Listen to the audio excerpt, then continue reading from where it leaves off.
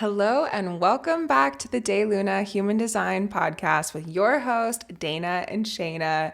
This is a solo duo episode about the fall of the patriarchy and the rise of the divine, feminine, balanced era. And this is a podcast episode that we actually talk about every single day. Like, we just talk about this topic and we're like, we need to just turn on a mic and share our thoughts on this because it's obviously such an important theme, and it is something that really like ties in with the human design new paradigm. Although from a human design perspective, it's focused way more on the changing of the keys and the cross shift from the cross of planning into the sleeping phoenix. But if we look at that same energy that is changing this huge paradigm, and we look at it from other lenses, from other contexts, from other cultures, if we look at, for example, the yugas, we can see that this paradigm shift is in the same exact time as Ra has downloaded that it's happening. But there is definitely this energy of patriarchy crumbling and matriarchy rising. And we want to talk about what that means. We want to talk about our insights on it, our observations on it. We want to just passionately rant about it because this is a topic that obviously is near and dear to our hearts. And, you know, I'm pregnant, 8 months pregnant with a daughter who is going to be a fire horse daughter in the Chinese zodiac. And I don't know if you guys have read this, but fire horse women are notorious for being so powerful and so strong-willed in creating change that they were often feared in China, in Japan, in not even very like ancient times, like all the way, the last time that we had the year of the fire horse was in 1966. And a ton of people did not have babies in that era because they were afraid of getting a fire horse woman, afraid because she'd be so powerful that she would challenge her shitty husband or challenge her local, government in a way that was not favorable at that time. So this personally for me feels like the fact that I'm having a fire horse daughter, and of course Shayna has a daughter that's a dragon daughter. What's her element in Chinese zodiac? I forget. Is it wood dragon? Yeah, she's a wood dragon. Yes. Okay. But anyways, raising daughters, being two women ourselves, being mothers in business, I just feel so passionately about the changes that are happening. And so we want to dive into it today.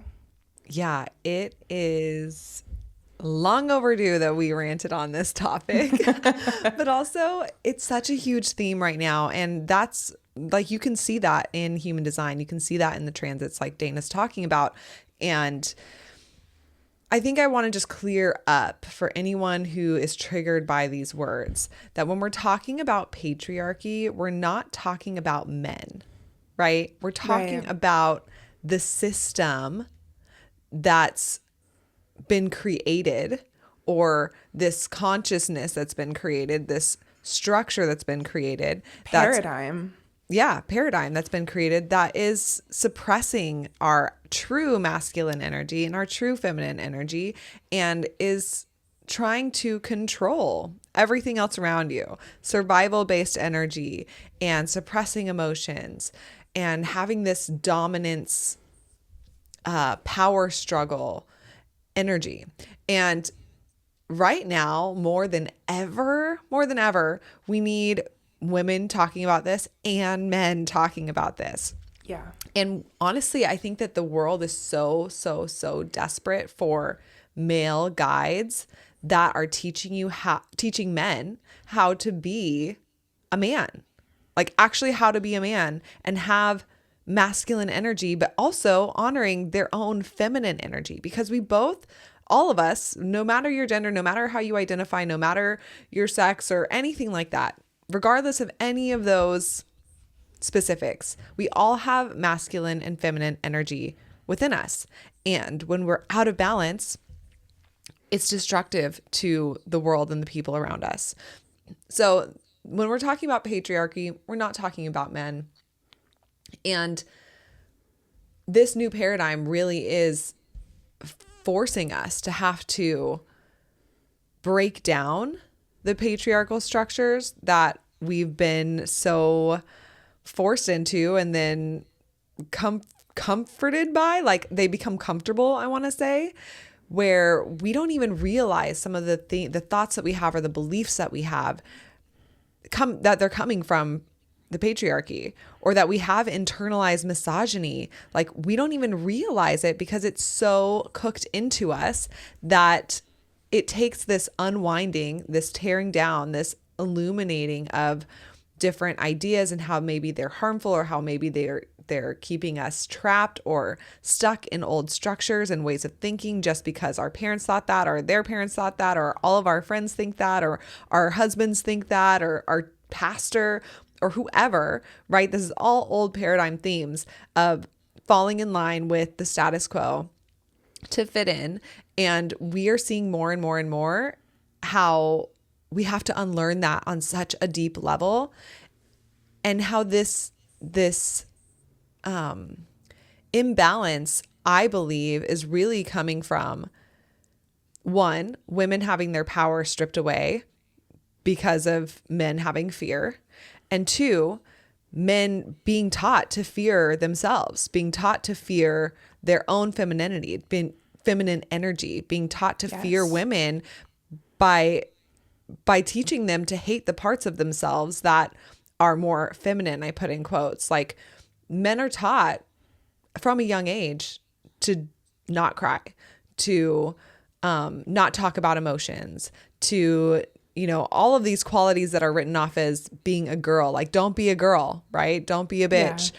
All of these things that men are taught. Yeah, they're really taught to not be women. They're not taught how to be men and how to actually have this open, supportive, connective masculine energy alongside the feminine energy within them, because they're taught so much just to not be women. It makes sense why we have so much misogyny in this patriarchal world, because how can you love a woman when all of the attributes that you see in them, that you've been conditioned to see in them, you hate about yourself and you've suppressed within yourself? And that fear of not wanting to let that slip out creates so much control, so much like white knuckling it, if you will, that is just, it's time. Like I feel like there's going to be a mix of things that are needed. One is education in general for everyone, men and women and everyone in between. Like everyone needs more education, more voices talking about all of the things that are actually not serving us anymore and are stripping us of our freedoms. And we're going to need guides stepping up, like men really teaching other men what that really looks like. And I think that a lot of men just don't know. That's why there aren't that many guides. And we're also seeing that guides from the past, like old paradigm, like older men that have been guiding in this spiritual space for so long, actually Deepak Chopra. Like Deepak Chopra. Exactly. Had to call it out. Like we're seeing, and he's the teaching structure crumble around it, right? Like we're seeing the facade of like, no, this is actually rooted in misogyny, and this is actually rooted in patriarchy. There isn't the depth. There isn't the actual understanding and reverence within your own being lived out in your regular day-to-day life. And so we can't look to the old guides. I really feel like we're going to get, as things crumble and as things are being rebuilt, a new wave of male guides, but also obviously female guides really rising to lead, because women are natural leaders. They're natural leaders. They lead their family, which leads all of society. And when women aren't educated, then they don't lead as much. And their children then aren't as educated and they don't lead as much. So one of the biggest ways that we have been controlled through the patriarchy is a lack of education, is a lack of having a voice. And that creates a lack of freedom ultimately. So as this technology has bloomed into our consciousness, into our society, we're getting more education more now than ever. And it is really confusing to be like, okay, well, what's actually real and what's not? But when you can really tune into like, oh, this is creating more freedom, or this is creating less freedom in my own, being my own authority and listening to my body. And this is actually removing freedoms from someone else or not. It's all right there. Like, you talking about that, sharing about that, and then dissecting it like we are in this conversation, where we're looking at the past and we're looking at what's been happening and we're looking at where we're going from a human design lens. It's just gonna, like, this conversation is gonna be, like, I think at the forefront of all conversations as we're navigating this new paradigm shift. Absolutely. And I feel like it already is. It's already happening. I have so many things to say. I'm so excited to be finally talking about this topic. But okay, so first thing I wanted to just say really quickly is that I've talked about this a lot, but I've been really interested in the work of the psychologist Carl Jung. And he, in my opinion, is multi-layered. There's polarities about him. There's some things about him that I really like, but ultimately he was a man in the height of the patriarchy. And I can see that misogyny and that unfairness and inequality in his work. I can see a lot of the bias that he had around women, even though he was teaching about the feminine energy within men. I can still see his fear around women. And he was like famous for not believing in monogamy, but believing in these like polyamorous relationships, but they were very unhealthy. And these other women that he was with, he really kind of like used them. And they were these brilliant women whose voices ultimately got quieted by his genius, and they were just sort of like in the background holding him up. And so he got all of these benefits of the patriarchy, being a white male, even though he's the person who coined the term, who created the term synchronicity. He's the person who helped us look at dream interpretation and astrology and archetypes in modern psychology, which is dope. And one thing that he did that I think is really fascinating, one thing that he taught about, is that for anyone to become a fully integrated, whole, individuated person, you have to accept your anima or animus, which is like your opposite gendered version of yourself. So if you're a male predominantly and identify as a male gender, then you still have this anima, this female side of you, this female shadow archetype that you've been taught to suppress. But here's what I don't like about it. He says that oftentimes that female archetype is either this like sexy, seductive, like she's going to draw you in and then feed you poison and take from you, or she's this like ugly crone that nobody wants, that's unsexy. And those are pretty much the only two female archetypes that he could really talk about that are in your male anima, female shadow form. And you had to like come to terms with either being afraid of not being wanted because you're a woman and wise, or being afraid of being lured in by a woman's like delightful like tricks, like Adam and Eve, you know what I mean? So like that's where it really turns for me, and I'm like, you had some work to do. But it is amazing that in the 50s he was teaching men that you have this feminine energy inside of yourself that you're afraid of, and in order to become whole you must embrace her, get to know her, and that you have a her inside of you. And then the same for women, that women have this male shadow inside of themselves, an animus.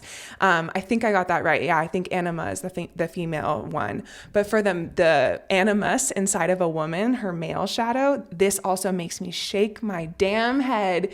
It's usually either like a father figure that's trying to control you and like making you feel like you don't have the confidence to make your own decisions, or it's some like harsh, criticizing husband kind of figure that is telling you you're not enough, that you're not beautiful enough, that you're not good enough, and like telling you that basically like you're too much, you're too wild, you're too free. And like those are the two main shadowy male archetypes within a woman that you must come to terms with, face, work through, not become afraid of, but actually embrace within yourself. So there's aspects of that that I think are really important. And one of them is just the fact that every single person has both male, female, masculine, feminine, yin, yang, rightness, leftness energy.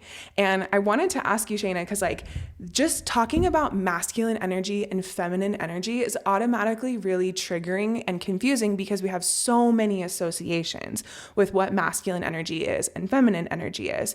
And also with genders, we have so many homogenized, controlling, structured stories around what gender is and what gender isn't. And obviously in the last 10 years, really, we've been fighting to expand those confinements and those labels. And I think that that's really amazing because it's ultimately leading us to a place where we don't need any labels. We get to just be an individual expression of all genders, of all masculine and feminine energy and different balances and different, all of that. So I really do like talking about this as yin and yang energy, but I feel like it makes it a little bit less personal.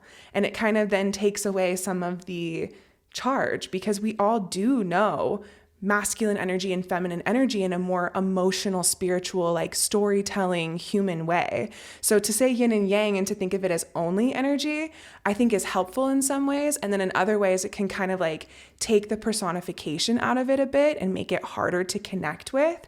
But I wanted to ask you, Shayna, I've been literally waiting to ask you this on the podcast because you were like, I don't really resonate with divine feminine, like just that wording anymore. So I want to ask you why, and like, what are the dangers or the hangups of using that terminology in your opinion? Well, okay. So there's so much here, and there's so many places I could go with it when I'm thinking about the Godheads, and I'm thinking about so many different things in human design, which I do want to talk about the Godheads and their impact and influence on us in this shift. And it does tie into divine feminine and divine masculine energies and the union of the two, and the suppression of one over the other, and the patriarchy. It ties into all of it.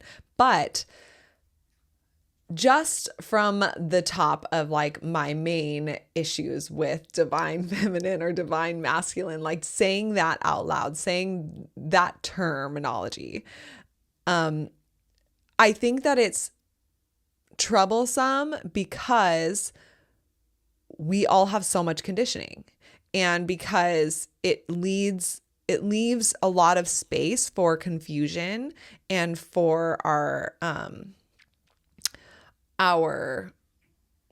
like our preconceived notions around what femininity is and what masculinity is. And there's a lot of confusion there. Like, it's so emotional for people. It's so tied up to what you've seen in your life and what your parents have taught you and what your church has taught you and all the things of the old paradigm have taught you. It's tied up in traditions, and it's tied up in so many of our beliefs that we don't even realize are conditioning, that we just think are our beliefs and what we know to be true. And so when we're talking about feminine and masculine energy, I think that I just don't know if we're there yet to really understand those energies from the truest, purest place that they're coming from. Like, if we were talking to like divine feminine, divine is not human. It's not social. It's not our homogenized plane. We're talking about the divine energies of creation. But that's where it's confusing for people, because most 99% of the whole planet, 99.9, have never been taught about divine feminine. There's only been divine or masculine, and it's not even divine masculine. It's what we've been taught is divine masculine through Father God and Jesus, and nobody's taught about other feminine deities.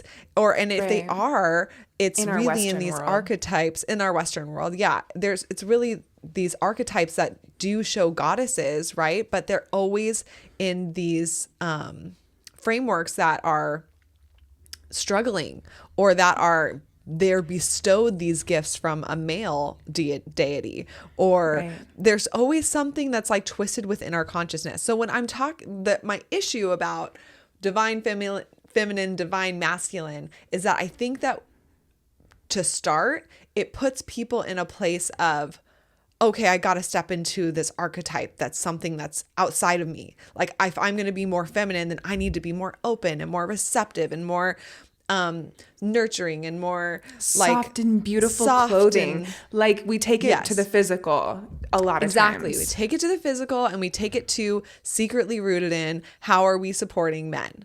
And then when we're talking about the divine masculine, a lot of times we're talking about being a leader and being like strong and providing and being direct and logical and strategic.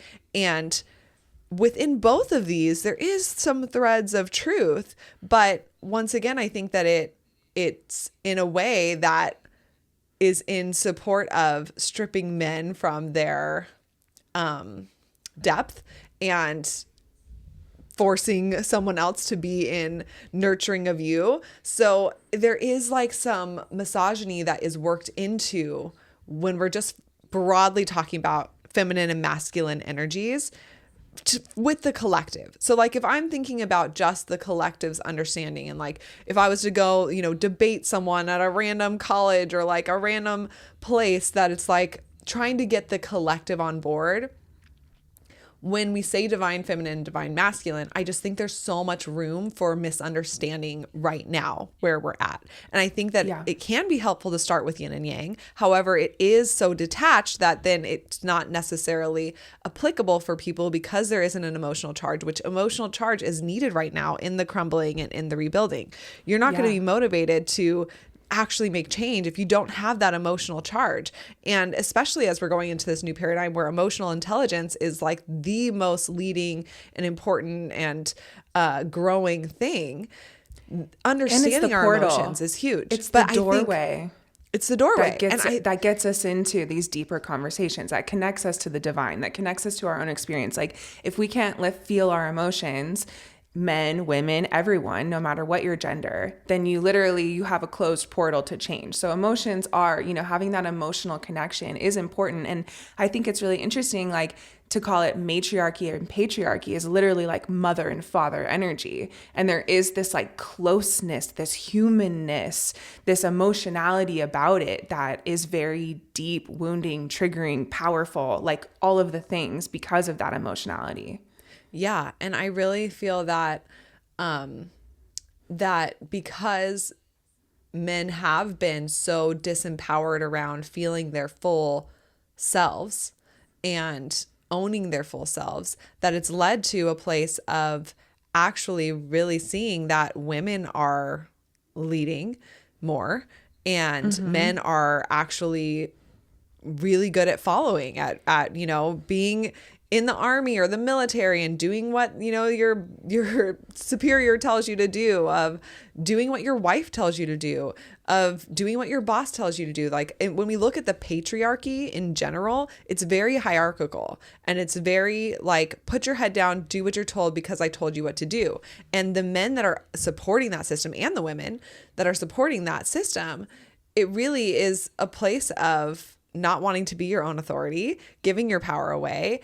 And like that leadership energy right now that we really see is coming from like when we look at the Godheads. So getting a little bit more technical with human design, when we're looking at our paradigm that we've been in for the last 400 years, this cross of planning, there's different gates within that. And these gates create these archetypal energies that are conditioning the programming that conditions all of humanity, everyone on earth. So that's why we see, it's almost like seeing the Matrix, right? Where it's like, okay, this is the program and we're all being conditioned by it. And that's why we see wars breaking out. That's why we see these things crumbling or those things building up. Or that's why we see these different chapters, if you will, of our human existence playing out the way that they are, because people don't know how to be their own authority. They're so heavily influenced by these conditioning forces, this programming. So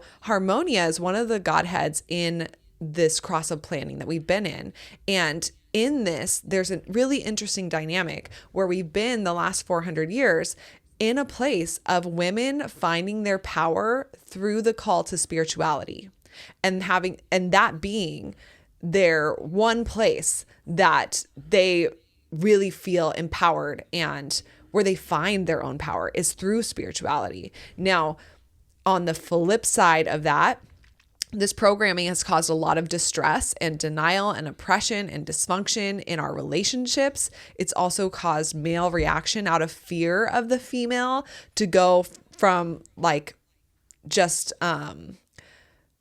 I want to say like dissociating and just like, I'm not getting involved. That's like female shit. I'm not looking at that. Like, I'm just going to meander about my day, to really wanting to control and abuse and enslave and mistreat and like white knuckle women back into their place of don't question things and just do what you're told.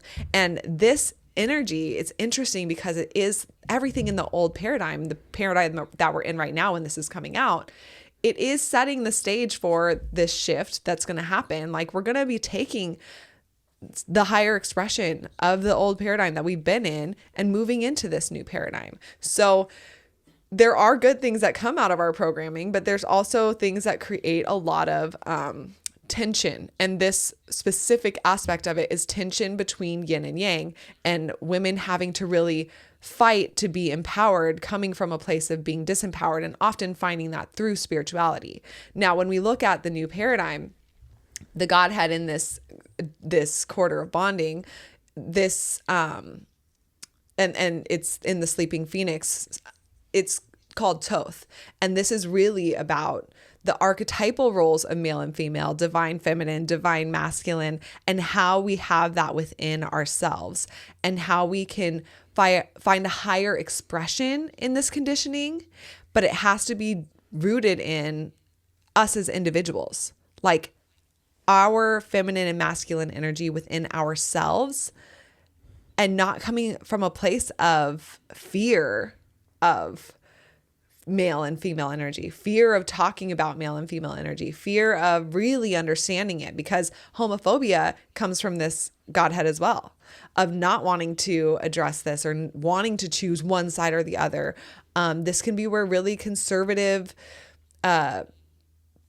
control wants to come in, of wanting to make every single person be the same, have the same beliefs, have the same sexuality or understanding around our feminine and masculine energies. So with all of the Godhead conditioning, there is like a empowerment piece, but then there's also a control piece, right? Because it is conditioning and it is programming that's like conditioning us all. But when we begin to liberate ourselves out of these stuck roles, we begin to liberate ourselves out of our mind and wanting to box people into these stuck roles. That's when we can actually have this transformation, one person at a time, really allowing the flow, the move of energy, the complete uniqueness of feminine and masculine and divinity within ourselves. So we're not quite there yet, is my point with divine feminine and masculine when we talk about those, because we've had guides that have been teaching it, like Carl Jung, like Deepak Chopra, like so many other people before us that haven't quite got it. And also it's been twisted and manipulated through their mind, through conditioning. And like you said in the beginning, like ultimately we are moving to a place of complete individuality. And what that means is I identify as me. Like, right. I am with my unique blend of all of the things that I am, yin and yang, all of the different types of sexuality or attraction based on my authority, period, not based on anyone else's confinements, limitations, labels, etc. Yes, exactly. And I think that the simplification of boxes is needed on one hand, because it helps us get to more individual places, right? Like the simplification of like, I'm straight, or I'm gay, or I'm asexual, or I'm male, or I'm transgender, or I'm whatever, these boxes where we have then community to identify with and understand ourselves more through and witness ourselves in other people, right? All of that is needed. It's stepping stones to get to a place of, oh, I don't need to see myself in someone else. I can just see myself. And that's actually more than enough for me, where we've been in a place of I need to see myself in someone else to understand what life is and who I am and where I belong and how this is all going to work out.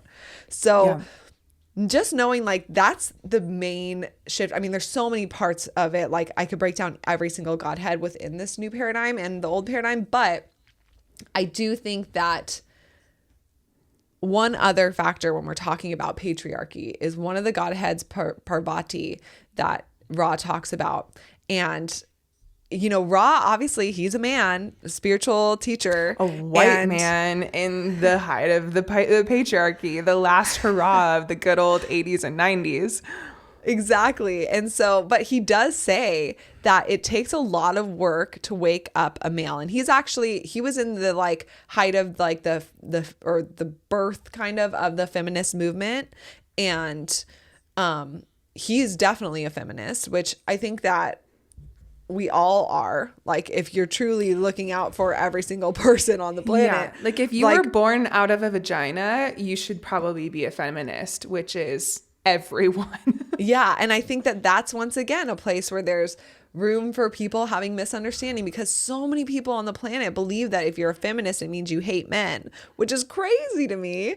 But it really is just about equality and wanting everyone to open their eyes and love one another and love each other. But because we've had such a disproportionate balance, it's like you're having to fight and pull the wool off of people's eyes. And that's painful. It's painful to realize where you maybe have been actually turning a blind eye and where you maybe have been perpetuating the patriarchy or supporting it and not even realizing it, supporting misogyny and not even realizing it, having misogyny towards yourself as a woman and not even realizing it. There's so much that we're learning just through awareness, right? Awareness of our mental health, awareness of our emotional health, developing these different individual views, understanding ourselves and taking back our authority. But I will just say Ra does hate on men in a lot of his teachings, and which we love. Literally it makes me love him so much more. Like it makes me just fall in love with him to hear him talk shit about men.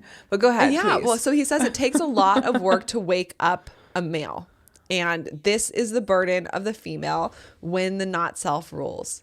Like when we're stuck in our mind, it becomes women's whole focus to feel stuck in having to wake up men and having to like drag them along, drag them into their awakening. And it takes so much work. It's why the vast majority of students in human design, for example, or spirituality in general are women, and why men don't relate to women unless they start becoming their own authority. And that's once again the patriarchy trying to have this hierarchy and be your authority for you. It's when men start to get their power back, right? That sounds like a counterpoint to everything we've been saying, but men think that they have power right now. The patriarchy really thinks that men have power, but really it's coming from such a twisted place of men really being disempowered to be their own authority. They're just doing what they're told, and they're not being taught how to even listen to themselves because they're so cut off from their emotions from such a young age. So when men start to wake up to be their own authority and women really start leading, and then men who are awake really start leading, that's when this patriarchy will become an old theme, an old face, human design would say, right? It's a Godhead. So it's going to take a lot of work. It's not going to happen overnight, but it is this energy of fighting for our basic rights and not suppressing feminine power anymore, not expecting devotion to systems that are suppressing us, but instead challenging those systems. And I think that a lot of the divine feminine talk that we've heard from like teachers, old teachers, I want to call them old teachers, conditioned ass teachers, perverse teachers, all the things, is that word devotion. Like if you're in your divine feminine, you should be devoted, and shifting that of like devotion to self. And part of divine feminine energy is rage, is like fighting for something. Like if you think of like a mother bear, right? Like you will fucking kill someone for your child. Like that rage, that like, no, this is physical. This isn't my body. This is primal. That women give birth. Like if we're talking about like feminine energy and we're just saying that it's nurturing and loving and supportive, it's like women give birth, and that is the most messy freaking primal leadership, like suck it the fuck up and figure it out energy that ever even exists. And we totally just like, nope, we're not even going to talk about that. Like, and we all came in through that portal of a female person needing to, or someone with a vagina that your body's coming out of, needing to figure that out. Like the fact that that is the creation energy for every single being here, and we don't honor and recognize that aspect of femininity blows my fucking mind. But it reminds me, if you do, it forces you to have to realize women's true power.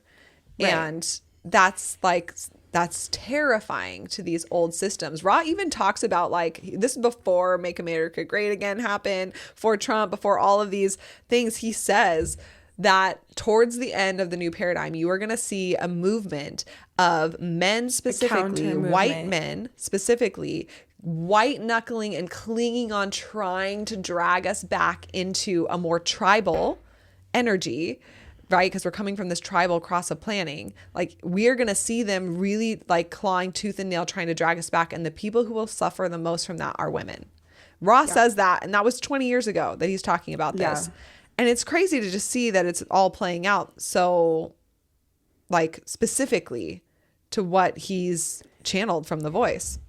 Yeah. I mean, first of all, I just want to say the Godheads are so freaking fascinating. If this is new information to you and you want to learn more about it, we teach about the Godheads in our Activate Your Golden Purpose course, which we're going to be opening this summer. We're planning on opening it again. We've only opened it once. And you learn about the Godheads, but you also learn about the gene keys and activating your own prosperity codes and getting unstuck in your conditioning story. So the Godheads are woven in there, and they're absolutely mind-blowingly fascinating for your own life. It calls you out on such a deep level. It really does. That it kind of like breaks something open and really helps you expand, but it also helps you understand the world. And if you're going to be a leader in this new paradigm, which you already are, if you're listening to this podcast, you're someone who's helping to assist this shift in perspective and consciousness in the paradigm, then understanding the Godheads is like the cheat code for understanding humanity and the hangups that we've had. So I just wanted to say that because I think that they're so fascinating. But you know, one thing that's really interesting for me personally, so I have Thoth as my Godhead, which Shayna already talked about.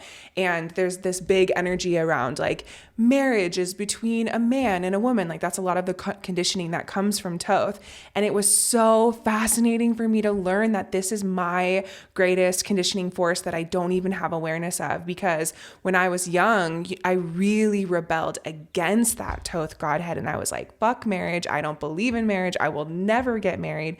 And then I met my husband and instantly had this like ego death experience of like, I want to marry you, but I always said that I wouldn't marry anybody. And it goes against who I wanted to be seen as in the world with my Aquarius rising and all this stuff. So it was really interesting. Like a lot of life lessons were really fascinating for me.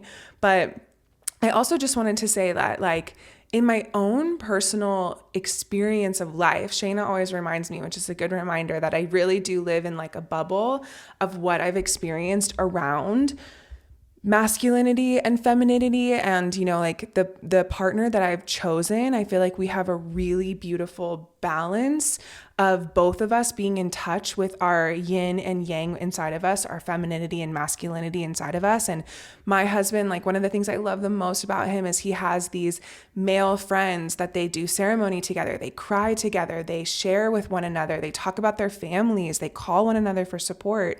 And it's so healing and beautiful to witness. But I forget that that's more of a rare experience and that that's not the norm. And in general, for me, going back and learning facts about the way that women have been suppressed is the part of the education that I need.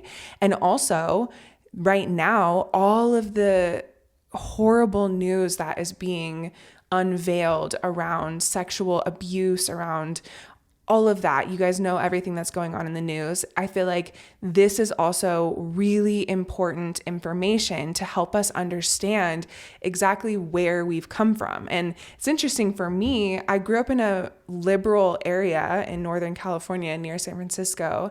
And when I was growing up, I had all of these moms that were like the parents of my friends. The moms were the ones that did everything. They ruled the house. They were the one that you went to if you needed something. They were powerful. They were capable. They were brilliant and sought after, their advice was sought after. And my experience, like literally every single one of my childhood friends, was that their mom was the leader. And then I had this experience of their dads, almost all of my friends' dads being this like sad, weird guy that would like sneak in and like come home from work, and he would just go to his like computer room and he felt disconnected from the family and felt like he was just there to provide or whatever. So I saw this very different and like specific version of masculine and feminine energy when I was growing up. And honestly, for me, it created the worldview in my little child brain that I feel bad for men because they're so disconnected. They're not a part of it. They're not a part of the laughter and the play and the conversation and the emotional connection. They just come in and put their head down and sneak off into their own space because they literally feel disconnected from themselves and then disconnected from their families and the people around them. And I think that that's true. That's so true. And I feel the same. I just wanted to add on that disconnection is what leads to the like hurt people. Right. Yeah, exactly. Right? Like the experiences that I've had. And wanting to disempower others because you feel disempowered in your own life. Exactly. Like, and I think that it's related to my experience, like what you're sharing of like, I've had so many experience with ex-boyfriends and their family, or, even my husband and some of his college friends, and not my husband, but his college friends, of comments like, like, what are you doing out here? Go back in the kitchen. Or like the men are out here, go find the girls, or that very dismissive, put you back in your place. Like I would never let my wife make more money than me. Like that would be just such a loss in life. Just so many little comments that it is coming from a place of hurt people. And that goes to a huge scale with some people who take that on and influence other men and create things that perpetuate that. But I think that we all can relate with seeing that dynamic that you're explaining in families where the men are left out and they are disconnected. So it's like, it's both, right? It's like feeling bad for them. And also like, don't fucking tell me to go back in the kitchen. Just because you're hurt. Like if you're actually a leader, can't roll my eyes big enough to that comment. Like who the fuck says that? Oh my God. I've heard it so many times in my life. And I've also seen like, that's the crazy thing. I've seen so much online of like young boys being influenced by misogynists, and like it's like you get, and it's partly the algorithm's fault. Like you get like, one video and then you get another and then another, and then it creates this whole like building a worldview based on that one thing, and then you get a different worldview from other people on their algorithm. Yes. And young men are really targeted by that.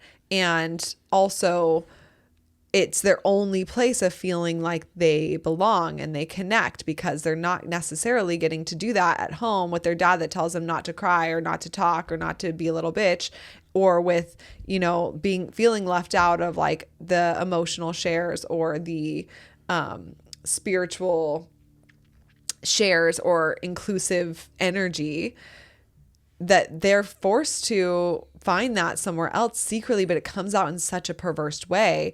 And it's scary. Like it's a scary time to be in a place where like outside of your bubble, Dana, because it is very like not real for most other people. I mean, I wish it was, but like if we're looking at just the collective, the amount of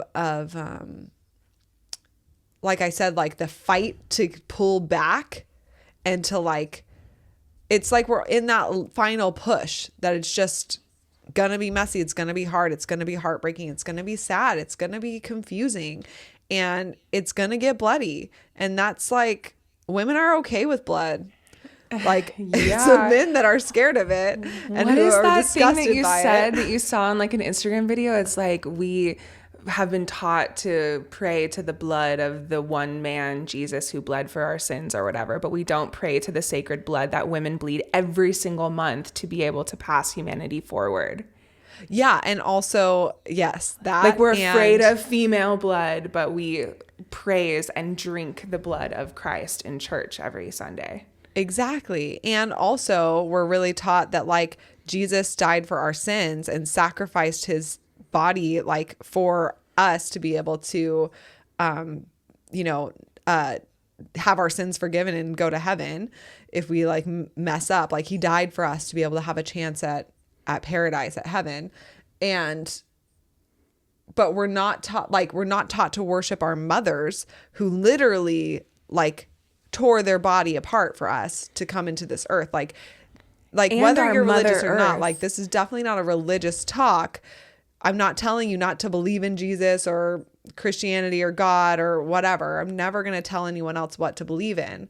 But if we're talking about like worshiping somebody who bled for us, who died for us, like that person did transfer that thousands of years ago versus your mom did that however old you are ago. Like they did that actually for you, tore their body apart, bled for you, like bled for weeks for you Or to be alive. If you're going to honor that blood that Jesus shed for you, then amazing. Please honor that and honor all of the blood that was shed for you from the women who made you, your ancestors, that lineage, and our freaking earth. I mean, I really feel that our disconnection from the feminine within ourselves and the suppression of the feminine within ourselves has contributed to our disconnection from our mother planet. And that has contributed to capitalist corporate greed and making decisions that are monetary, that literally poison our water and our food and our soil.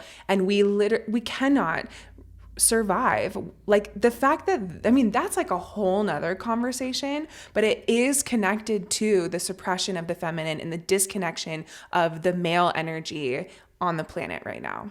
Yes. And I love looking at Mother Earth as a good reflection of divine feminine energy. I think that that's a great place to look at versus like goddesses who've maybe been distorted through time over storytelling and male influence. Goddess Kali and Goddess Durga are like fire ass bitches who are here to be this like sacred divine feminine, and they will like create as much as they will destroy, and they will like murder your ass to protect what is fair and just. And so I don't know. But There's at some the goddesses. same time, for sure. But at the same time, they're wrapped up in our stories.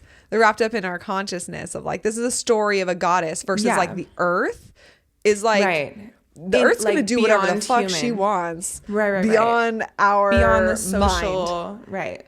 Yeah, like what you're saying. You know what I'm saying? Like it has nothing to do with our nature opinion. is butterflies and magic and freshwater streams and sunlight, but also nature is metal. Like nature will bring in this like volcanoes thunderstorm, and exactly, and never apologize for 1 second for just existing and doing its thing. And also nature will take it. Like she's taken a lot of shit from us. Yeah, and she's an alchemist. She will give it. She transmutes. She takes it and transmutes. Literally purifies. And poisons. That's what we're trying to do. We're trying to do that as we move into be like and Mother navigate Earth. this. So I wanted to share something that I think is really hopeful when we're talking about the rise of the divine feminine era. So one of the big things is that in the patriarchy and male energy or masculine energy has disconnected, suppressed, tried to control and stifle the feminine. So there was automatically this separation where in the patriarchy, men only and male energy only was centered and focused on. Now, in the matriarchy and the divine feminine era that is coming, that we are transitioning into, that we are ushering into with the new paradigm, the matriarchy does not separate and try to control and try to stifle and suppress in the same way. The matriarchy is about union. It's about wholeness. It's about coming together as one, right? And if you think about a mother's wisdom or Mother Earth's wisdom, there is automatically this unity energy that's there. And so what is really important to hold space for and to know is that we're not swinging the pendulum from left to an equal version of right. We are truly going into a new era where things can be healed and things can be whole. And so when we talk about, are you a feminist or not? And does that mean that you hate men? No. If you're a feminist, then you love wholeness and for women to be equal and celebrated and safe. And that has nothing to do with separating, controlling, suppressing men. And I just wanted to say this cool fact. I was reading about masculine and feminine energy. And when we get into the human design body graph, we can look at masculine and feminine energy in the forms of yin and yang. In fact, all of the gates, the 64 gates in the body graph are a combination of yin energy and yang energy. And you can look in your chart and see yin energy and yang energy and where it shows up and what ratios you have and what places. And someday we want to create a course that really gets into sort of a more human design mysticism where we're balancing the masculine and feminine energy within us, but by looking at yin and yang. That's on the back burner, but one day we definitely want to do that. I think it would be so powerful. And we also can look at leftness and rightness in the variable arrows, right? And we talk about in the old paradigm, we were operating from this leftness, more masculine, focused, strategic, specific mental plane. And we're moving into an era of rightness. If you look at a right variable arrow, then that is more about flow and receptivity in a wider viewpoint and being able to receive. It's more of a feminine way. So right then and there, we can see we're moving from more masculine energy to feminine energy, but more in the leftness versus rightness instead of this very human kind of gendered contextual languaging. But something that I wanted to share is that I was reading about this psychiatrist. His name is Ian Gilchrist, and he wrote this book about the left hemisphere and the right hemisphere of the brain. And I thought this was interesting because it ties into human design with left and right arrows, and then with the circuitry in the body graph, how we have this logical and then this more sensing or feeling circuitry, and how it crosses through the body graph. If you work with crystals, you've probably heard that your left hand is the feminine hand, the receiving hand, and the right hand is the masculine hand that gives out energy. But in our brain, it's opposite, where the right brain, just like the right variable arrows, is the more feminine, if you will, creative side, and the left side of our brain, the left hemisphere of our brain, is the more logical. So it's really cool to see that the flip mirrored in our body graph, and from our variable arrows down to our circuitry, it literally flips where the right side of the brain, for example, is the feminine, but the left side of the body, the left hand, is the feminine. That's all mirrored in human design, which anytime I see something like that,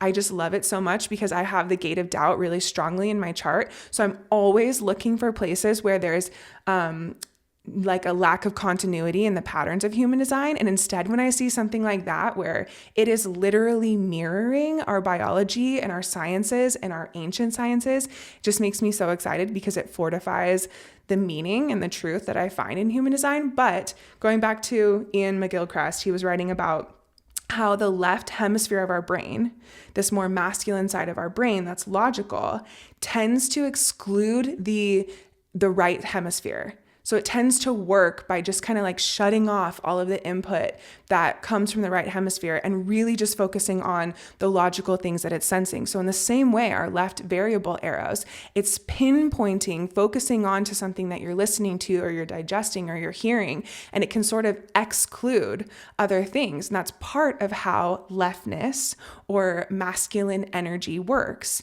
Now, when we talk about the right hemisphere of the brain, the more feminine hemisphere of the brain, it tends to take into account everything, including the functioning of the left hemisphere. So the right brain is automatically more inclusive. It includes the logic and the detail and the linear reasoning of the left, but also it has all of this creativity and artistry and more like sensing, feeling, remembering, all of that stuff. So I'm not a brain scientist or in any way, and I always am really interested in science, but I like am more of an artist that just thinks science is interesting because it's the study of life. But my point in saying this is that there are these signs in our biology and in our world, and everything's a fractal, that truly the feminine energy of our world is all encompassing. It's inclusive. It centers everything and includes the logic of the left side of the brain without separating, without minimizing. And so I think that that is a really beautiful reminder for how the world that we're creating in the future, right? It's no longer about masculine versus feminine. It's about every individual who has both masculine and feminine within them. It's about our totality. Is everyone feeling included and connected? And specifically, I hear a lot of people talk about the matriarchy instead of the patriarchy centering men. The matriarchy centers the children, the future that we are raising. And are we allowing these individuals to be the full spectrum of who they are, their complete individualism, no matter what their gender, no matter what their leftness versus rightness, no matter what their sexual preference, no matter what anything, right? We're just in an era of inclusivity. And I think that that's the main message that I really like to keep in my heart as we move towards the new paradigm. Something like human design helps us really understand how the way that we get there to inclusivity and to complete collective unity and love and oneness is actually through honoring all of the things that are experienced within the individual realm. By an individual honoring them, their true selves, honoring their inner authority, having no rules, no limitations, no longer being judged, actually learning how to, I want to say think for themselves, but like how to feel their truth with their authority. That is how we get to this place of inclusivity. So there is literally like nothing to fear in the rise of the matriarchy for men or people who identify as male gendered. I think that instead to think about it being the divine feminine union era, the inclusivity era, and that every person being empowered as their own authority, that's what builds the highest expression of the world that we're creating. Yeah, this new era of divine union, I think, is really good to focus on, and without the gaslighting that occurs of all the pain that's happened, right? Like, yeah. I think that there's definitely something to be said about the imbalance and the like trying to bring it back into a place of union and a place of balance. It takes this like push, this effort, and there's like all these voices out, calling shit accountable, really seeing the shadows, not just moving past the shadows and being like, oh, we're moving straight to the new thing that we're creating. Right now, we are in the crumble, and the crumble is extremely beneficial because it is like reckoning day, where all of the things that somehow were hidden in the darkness and swept under the rug are now being brought to the surface, and people are being held accountable in a big way. And that's a necessary part of the crumbling in order to rebuild something new. And it's like, you can't spiritually bypass that part of it. Otherwise, the new thing that you build has an uneven and unhealthy foundation. Exactly. And I think that as all these conversations are taking place, that, you know, not seeing all of the dynamics and mechanics underneath it is helpful, because there can be a tendency to, you know, want to straw man. It's like a straw man fallacy things of like, well, not all men. And it's like, okay, well, now that's turned the conversation onto not all men, but really the conversation is about the things that we're trying to change and shift in the collective as a whole. And we can't do that if we're silent. Silence never creates change, because our voice, our throat center, literally is the thing that manifests change into the world. So the more that we talk, the more that we share, the more that we open ourselves up to dismantling these things, we're going to start recalibrating things. It's going to lead to this divine union. And it might not happen in our lifetime. It might happen in your small family or small community or your friend group. It might happen in your own personal body and spiritual relationship with yourself. It might happen in these small areas, but as like humanity as a whole, it's going to take a long time. It's going to take probably a few hundred years. And that's because we got to wait until, nobody before 2027 is alive anymore. And it's just people that are born with the new energy and, codes and mechanics that are at place after 2027. So it's going to take a long time, and that's okay. We chose to be here in the recalibration time, and who knows, science is evolving so fastly. If we don't blow all of ourselves up before then, we might all live a few hundred years. Like when I'm in like the medical side, and that's like kind of my background where I came from before, is like the medical cutting edge of like medical science side. It's, longevity and people talking about, technology and the medical world coming together, that we're going to all be able to live, 200-300 years. And I don't know if I'm down for that, honestly. I feel like I signed up for 100 max. I know, but they're like, but if you could, it's all mansions. They're like, if you could like feel as young as you do now and like have as much energy as you do now, like you would want to live like 300 years. And I'm like, I honestly don't know if that's true for me. It's not true for me, for sure. No. Like I would love to stay how I look for the rest of my life, but like I don't want to endure 300 years.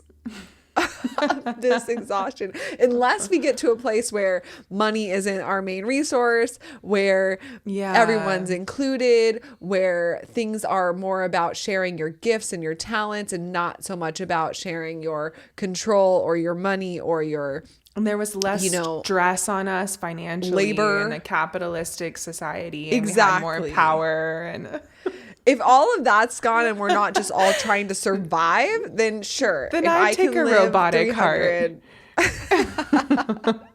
Exactly. So I'm like, okay, maybe we will live to see this out, or some of us will, but maybe we won't. Most likely we won't. Who knows? I don't know anything. Nobody does. But what I do know is that you have the power to change this divine union energy within yourself right now. And that's empowering.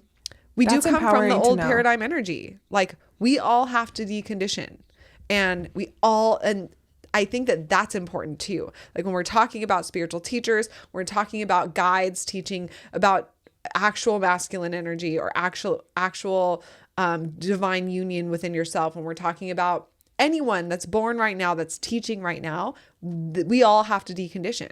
And there's going to be things that are revealed that are like, oh, that's coming from conditioning. That's coming from your mind. That's actually coming from deep-seated misogyny, for example. Or that's like, you're not living in integrity and you're actually harming people while also trying to help people. Like there's going to be a lot of things revealed, but just knowing like everyone that was born up until now is going to have deconditioning to do, I mean. And when it comes to like talking about this new paradigm. So I think that you are empowered for your own healing. It is going to be messy as we recalibrate this planet. And it is going to feel, I think, like the hope side for me is like the small changes that we can make through education, through the guide stepping up. We talk about like the different type of leadership in the new paradigm. If you listen to our projector versus manifestor episode, we talk about how that's really shifting. And that is a big shift with the patriarchy as well. Like when we're talking about what leadership really looks like and this whole conversation. So if you haven't listened to that, go back and listen to it. But the hope part for me is that you can make change within yourself. You're absolutely empowered to. The more that you become your own authority, you can make that change. even if you don't live 300 years. And you also can make change as a ripple in the world around you, the more that you follow your authority and educate, talk, learn, have conversations, really start pulling back these layers and holding yourself accountable for what you're learning, still evolving and not thinking that like you know everything and you know all the answers, like being receptive to other people and also being other people's outer authority through sharing your own gifts. It's symbiotic. And we can only evolve if we allow ourselves to, and not just like put our head in the sand and pretend that we've already done the work and now we're done. Like we're not. We got a long way to go, and hopefully it can be fun, but it's honestly only going to bring you freedom if you're using your strategy and authority. So the good thing for me is I feel so deeply grateful for this system because it gives me that light at the end of the tunnel. Whereas I think that can be challenging to feel when you see all of the pain in the world and you see all the injustice and you see all of the things that really still need so much work to do. Human design really brings it from the macro to the micro and back up again. And that feels to me like freedom. Yeah, I agree. So I'm really excited that we got to have this conversation with you all. Thank you for tuning in. We would love to hear on Instagram what your take is on anything that came up for you during this episode.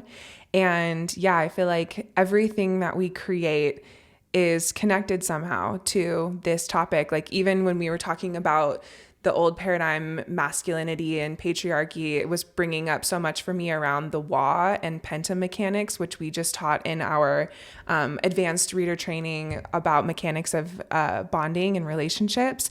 Like that is a whole energetic structure around control that has been manipulated by the patriarchy and that is changing in the divine feminine era where people are using their strategy and authority. Like that's a whole realm that is connected to this.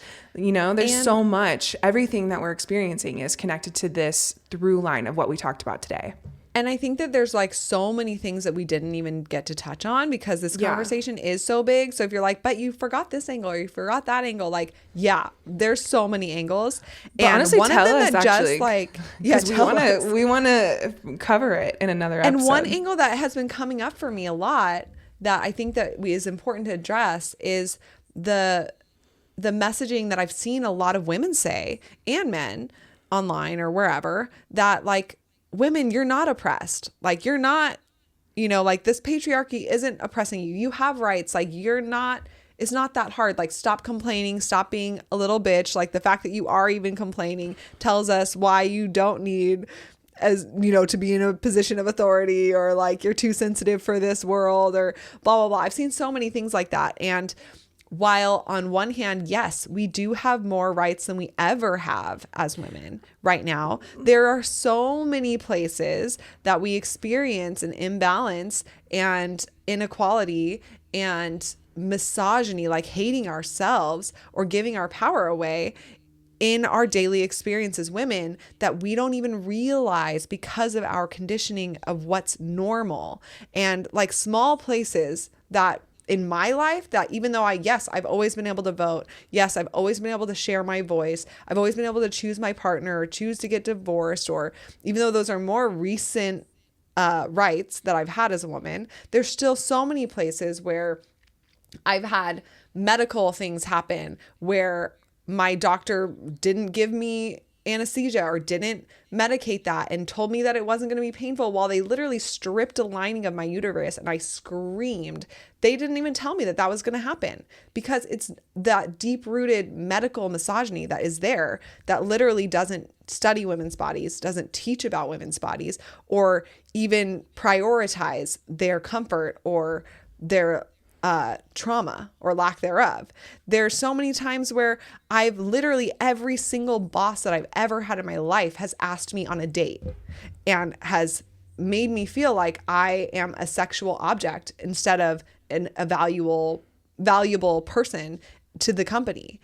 And where I've had to, so many places where I've had to dress differently because I don't want to be perceived as not taken seriously or as an invitation for men to come onto or to take advantage of, or for women to perceive that I'm trying to manipulate other people, right? There's just so many places that while yes, I have rights that other people in other countries do not have, and where they have a long way to go, and it's going to be very disruptive when those things change, and it's going to be confusing and messy. There's so many places still that we have a long way to go. We're losing rights actively as this like, white knuckle claw to drag us back. And this is like that push that we all kind of have to fight through. So I just wanted to give those examples because I think that it's helpful when anyone tells you like women aren't oppressed, like you're fine, stop, like whatever, that is actually rooted in misogyny. And if we can pull that wool back and see the different layers, like the inability of wanting to even look at things deeply is the patriarchy, right? It's wanting to just like, let's be strategic, let's just be productive, let's move past it. And being able to say, no, this is complex. This has a lot of depth. There are a lot of, we're open to seeing everybody's experience. That is divine feminine energy. And that is the union, honestly, of the two, of wanting to hear all the sides and take strategic action to make it better. So there's a lot there. There's so much that I could just keep ranting about. But anything else you want to add there, Dana? I mean, I feel like we need to do another episode on this exact same. I feel like we need to do many different episodes on this because I had like a whole list of just crazy facts of like when the dates and stuff of like women's rights issues, and I'd love to share them all, I think maybe on a different episode. But I definitely think that, yeah, right now where we are, we talked a lot about the paradigm shifting in the future that we're building, but I do think that right now we have more work to do in the uncovering, in the education of how bad things have been and the ways that women have been oppressed, because all of that is really necessary to have awareness of in order to be able to build what we're building next with the most integrity and without anything falling through the cracks that we're unaware of that accidentally slip in to the new paradigm that we're building. So I'm excited to have more conversations on this and to hear your take on it, everyone listening. And I feel like there's just so much to share in this topic. It's like all encompassing. Yeah, we are in the era of sacred rage and tearing it down, and the epidemic of, if you will, of like marriages where women are realizing that they're like dragging their partner along, or their men aren't taking their things seriously or their depth seriously or willing to go as deep as they want to go. I think that all of that is this conversation. All of that is rooted in this patriarchy crumbling. And it is like Ross said, like women are leading in this area and having to force men to wake up. And then once men are awake, if they can get on board and share their insight, like that, it's just all takes everyone involved. But it is pretty crazy to see how I think that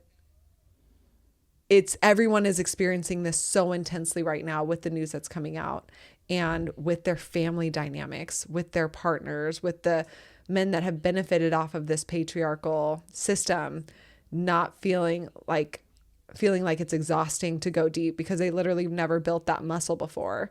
Somebody likened it to me yesterday, actually, of like going to the gym and expecting somebody to be like a marathon like sprinter or like a bodybuilder, and it's their first day at the gym, and it's like women have been like flexing these muscles and working out these muscles their whole life, whereas men got all the tools stripped away from them, and then it's like we're expecting them to come in and do 100 squats, and they're just not able to. So there's a lot there. I hope that this has sparked some interest in wanting to talk about this more, but also help you feel seen if you've been really feeling all of this as well. And hopefully it sparked you to share your voice and your thoughts and your experiences and things that you've been uncovering, because the more voices, the better. Yeah, I have like all of these things on my phone that I'm like, should I say it in this episode or should Just I wait say for it, another just say it. episode? Literally, did you know that women weren't allowed to file for divorce on their own in California until 1969? And I know that all the numbers are going to be outrageous. Is what I know. 1969. And then did you know that now that women can file for divorce, the majority of divorces, 70% of the cases, it's a woman who files for the divorce. Like 70% of the time, the woman is the one who wants to get the divorce. Unless that women have a college degree or higher of education, then it's 90% of women Wow. in divorces. So like, what does that tell you about education for women and how it's like they're no longer trapped? Like I've heard people talking about how in this like trying to keep the patriarchy alive and the rise of the trad wife, like the traditional wife trend or whatever, that people say like, I just want to love like my grandparents had, where they were together for 65 years and like that kind of marriage doesn't exist anymore, blah, blah, blah. But it's like because those women that were in that marriage literally weren't allowed to have their own credit card until 1974. Okay, Wow. the 70s. Women weren't allowed to Wow. have open their own bank account or have their own credit card without their husband or their father's approval and co-signing until the 1970s in all of the states in California, in all of the states in the United States. So it's like, Wow. how could that woman leave and file for a divorce? Like she just was stuck. Like she didn't have the education, she didn't have the empowerment financially to be able to leave her husband. And then once that changed, and legally it was, 90% of the educated women, of the people that were divorcing, were educated women. Like that is Wow. a crazy shift. And also like just talking about like Switzerland with voting. And I just Hold on, want I to just wanna say say- really fast, both Okay. of us. Well, I just want to say on I that just wanna point. say, we're at the end of our episode. We have to say everything that we Well, I weren't just gonna. I want to say on that point of divorce, of that also reflects the fact that in the patriarchy that men are taught like they're unhappy in that marriage too, but they're taught Right. to put their head down and not lead go a with way it. out, to just like, okay, nobody's has a perfect also- marriage, nobody's happy in their relationship, like that's just women, whatever the blame is. But then Because the there women were who are hardcore educated, rules. There's hardcore rules in religion, in society, that you just don't get a divorce. And the Yes. patriarchy was like, put your head down and follow those rules and don't make a change or be your own authority or whatever. and the men that are disconnected from themselves are like, okay, I'm not going to do that. And then the women who are educated, 90% of the divorces are led because women are leaders, led the divorce to happen and actually took the action to make the change. Whereas the men were just putting their head down. I just wanted to like say that on the other side of that statistic is 90% of men in those marriages not making a choice and instead letting their wife lead and like just being like they would have been okay with Passive. whatever dysfunction was happening. Passive. Thank you. That's the word. Completely Okay. passive. Please tell me about have you- Switzerland. Well, have you heard that someone say, like, I heard this thing on Instagram. This girl was saying, every time that someone tells you, you would be a great mom, what they're really trying to tell you is that you would be a great leader. And she's like, and I cannot unhear that. And that is honestly one of the things that made me feel so like rebellious and like I really wanted to make sure that I was making the decision to come into parenthood for myself, because people would tell me my whole life, like, you're going to make such a great mom.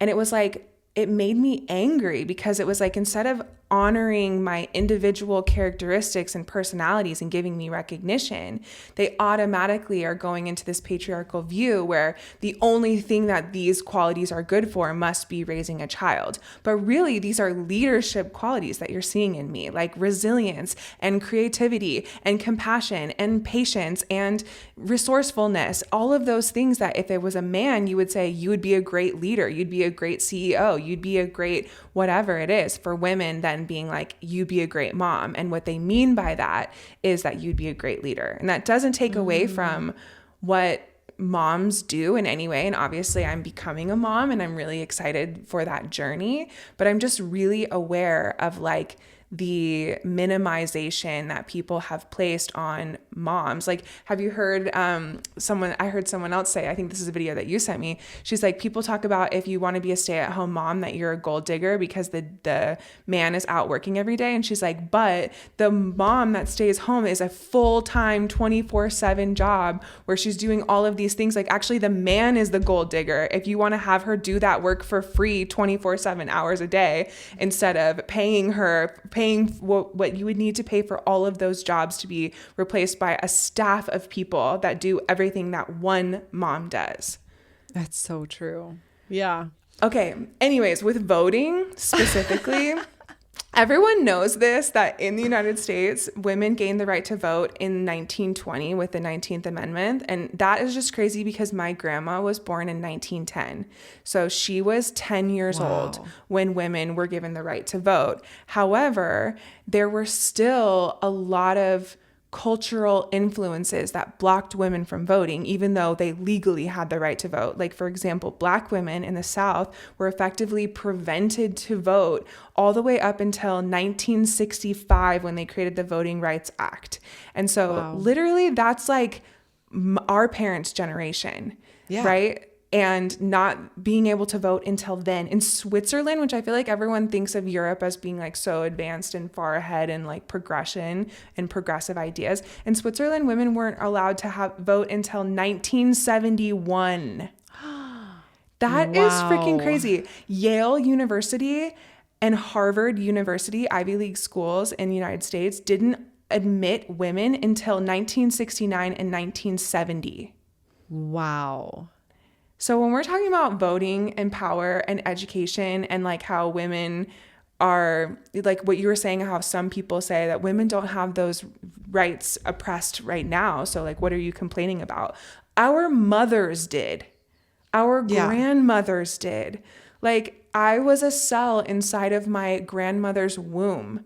So don't tell me that those epigenetics of oppression have not been passed to my physical being. You know what I mean? Yeah. It's two generations. About, like, the courage and the fight that it takes to be the first female student at Yale and this whole school surrounded by men that don't think you belong there. Like, the amount of like grit that it takes every day to wake up and still choose to go out your door and go into class and like have all the eyes on you, judging you, and the sexualizing sexual you. harassment that you probably underwent and fought off. Like, that amount of grit is like, I want to say 90% of people in the men in the military that have fought in wars, that's the equivalent of like that amount of fight and courage that you have to be able to like choose in your regular everyday life, not in like a scenario of like, today we're going into this fight, like every single day choosing to muster up that strength and move forward so that way generations can stand on your shoulders. Like, that is true strength. And if we're going to talk about one being weaker or stronger, it's not a competition, but women have to constantly be reminding that divine feminine has to constantly be inclusive to show that it's not a competition and that strength does not look like punching someone in the face. And also, just last thing on my soapbox. Women are too emotional to lead. I put in quotes, like people say that. And it's like, I've never seen a woman punch a hole in a wall because her sports team lost. Yes, exactly. Exactly. Like, that emotional like outburst is so normalized and seen as like, oh yeah, they're just like, they just have a lot of fight in them. Like, they're a masculine guy. Like, there's like so many college friends. You punched a hole in a wall, you are disqualified from leadership for a while. The fact that in like my husband's friend groups in college, like, he's not really that close with them anymore, but they would literally, like, some of them, every time they went to a bar, they would get into a fight. Like, the guys would get into a fight with someone. They'd pick a fight. And the fact that that person isn't seen as emotionally unstable, but instead is just seen as like a bro, like a guy that's still like totally like, I don't know, like valued and normal and a leader in his family and strong and like protective. Like, no, that's being emotionally unstable. Like, that is like, you need some like serious help. And it's so normalized. Like, that behavior, like in our bubble, it's not normalized, but like in so much of the culture throughout masculine American history, it's violence. It's drinking. It's aggression. It's anyone that disagrees with you attacking them or sexualizing them or belittling them or what's the word I'm looking for? Like embarrassing them. And that is once again power over love, right? And I think that this like framework of like power without love always collapses. It always collapses, and that's what we're in right now. It's collapsing and it's scary, but love without structure just drifts. And we've been in that drift, like drifting along and like little things here and there, trying to hold on, trying to have structure, trying to fight back. And this new era is about this divine union, right? Letting this collapse happen because power needs love and love needs structure. And we're here to fucking build it, apparently. So we keep saying this, giddy up, bitch, like the year of the horse.